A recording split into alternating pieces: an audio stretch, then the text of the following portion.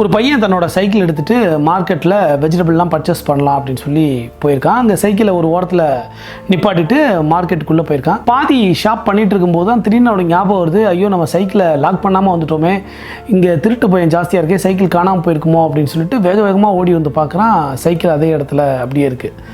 Cycle இதே இடத்துல இருக்குது, நம்ம கடவுளுக்கு நன்றி சொல்லி ஆகணும்னு சொல்லிட்டு பக்கத்தில் இருக்க கோயிலுக்கு போயிருக்கான். அங்கே ஒருத்தர் சொல்லியிருக்காரு, எப்போ பயங்கர க்ரௌடாக இருக்கேப்பா, இதுக்குள்ளே எப்படி நின்று போவேன்னா, இல்லை என் சைக்கிளை காணாமல் போகாமல் கடவுள் காப்பாற்றிருக்காரு, நன்றி சொல்லணும்னு சொல்லிட்டு உள்ளே போய் மனசார கடவுளுக்கு நன்றி சொல்லிட்டு வெளில வந்து பார்க்குறான், சைக்கிள் காணாமல் போயிடுச்சு. இது என்னென்னா, நான் கடவுளுக்கு நன்றி சொல்ல வேணான்னு சொல்ல, நமக்கு ஒன்று என்ன நடக்கணும்னு இருக்கோ அது நடந்தே தீரும். அதுக்காக நம்ம ரொம்ப ஓவர் ரியாக்ட் பண்ண வேண்டிய அவசியம் இல்லை அப்படின்றதுக்காக நான் சொல்கிறேன்.